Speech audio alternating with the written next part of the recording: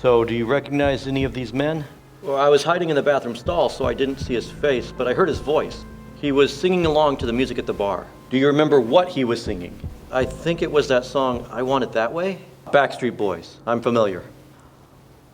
Number one, can you please sing the opening to I Want It That Way? Really? Okay. You are my fire. Number two, keep it going, please. The one desire. Number three, believe when I see. Number four, I want it that way. Tell me why ain't nothing but a heartache. Tell me why ain't nothing but a mistake. Now number five, I never wanna hear you say, woo! I want it that way. Oh, chills. Literal chills. It was number five. Number five is the man who killed my brother. Oh my God, I forgot about that part.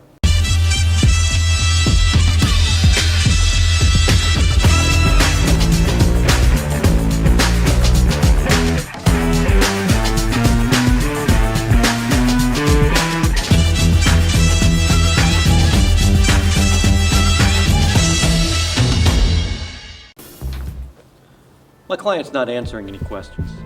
That's okay, I have no questions. That's right, I'm about to monologue, son. You better make it quick, you've only got 8 minutes.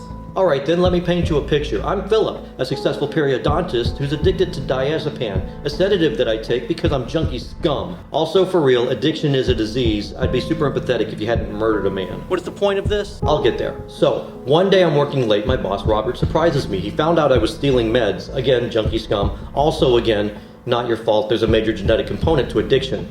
He says he's gonna file a police report. I could lose my license. We fight and something in me just snaps. So I grab the first thing I can find and I hit him with it. You still have no murder weapon. I do now. Here's a pic I found on Yelp of the surgical suite 6 months ago, and here's a shot our crime scene photographer took of the same room 2 weeks after the murder. Notice any differences? We're not answering that. That's alright, I can just tell you myself. The Yelp shot has 6 of these heavy-looking glass awards from the Brooklyn Periodontic Society in the background, whereas this shot only has 5. What happened to number 6? You murdered Roberts with it. I didn't. You lost all control and you bludgeoned him to death with it. There must have been blood everywhere, but you got lucky. You were in the surgical suite. It could be sterilized. You never would have gotten away with it in your carpeted office. That's not what happened. Don't say anything more, Philip. And your office manager would have heard all the screaming, but she was at her grandson's play. Lucky again. You're wrong. You put Robert's body in a wheelchair and you shove it in the elevator. It's a miracle there wasn't blood everywhere. That's not true. Now you're in the garage with a corpse, but you panicked and you left your cell phone in your office. And you don't have your car keys, but Robert's are in his pocket. So you put him in his car and you take off. No. You can't believe what you've done. No. Philip. You're flustered and you have no GPS, so you just start driving. No. Philip. Next thing you know, you're in the Pine Barrens and it hits you. Your uncle's cabin, he has a place there. You're the luckiest son of a... It wasn't luck. Yes, it was. You got lucky at every turn. No, I knew exactly where I was driving. I left my phone in the office on purpose. I was in the surgical suite by design.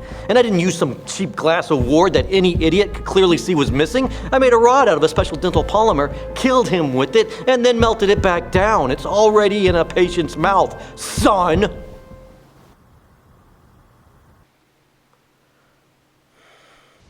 Oh, damn. Oh, damn. Oh, damn! And that is 3-0 damn.